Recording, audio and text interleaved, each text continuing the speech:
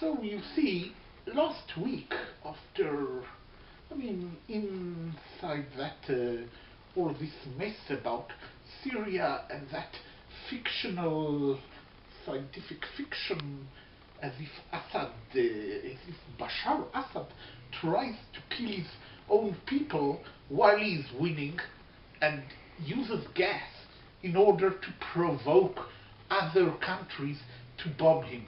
How logical does that sound? Yes, so I figure out that people who don't believe in God believe in this nonsense. I see. And why do you think the Trump administration is bombing Assad? Well, I don't know. One can say he's either a terrible liar who deceived everybody who voted for him and everybody who did everything for him, or I tend to think he just has no character. People tell him one thing, so he believes. People tell him the other thing, he would believe. He has no character. Oh, I see. And now, are you on a new exercise program?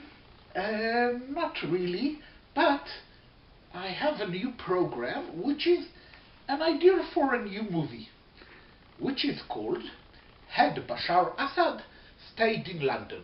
You know that Bashar Assad, before being president of Syria, he was an optometrist in London. Oh, very interesting. And I'm really curious to know what his clients think about him. I don't think his clients would say he's a person who is capable of gassing his own people, because that is nonsense. So the movie goes like that. Hafiz Assad dies, and by the way, Hafiz Assad looked frightening. Bashar Assad doesn't. But anyway, Hafiz Assad dies. Bashar Assad is offered to become president. He's offered the job of president of Syria. He declines. He says that he is not fit for the job and that people need him as an optometrist in London. So then, the notorious Mustafa Klas. You know who Mustafa Klas was? No, who? He was the defense minister of Syria during the rule of Hafiz Assad.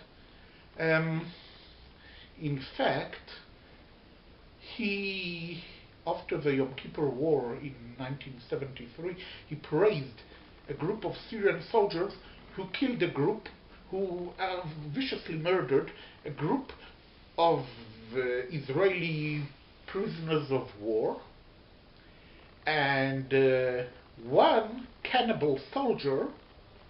Cannibalism exists among the so-called rebels in Syria today. One cannibal soldier ate the neck of an Israeli soldier he murdered. An Israeli prisoner. That's terrible. Yes. Alright, so that Mustafa Klas in the movie, he takes control of Syria. He imposes a murderous Sharia regime. He starves the Christian population and other minorities to death. But he becomes ally of the West, so the West, of course, says nothing. That is how the West works. And then, and Israel's government does let the family members of the family of Yigal Amir, who is Rabin's assassin, they let them join the army, but sees to it that they fall prisoner by Syria. Oh, wow. That is a tragic movie, but this movie is a necessity. I think it is food for thought. I think people should really think and use their logic.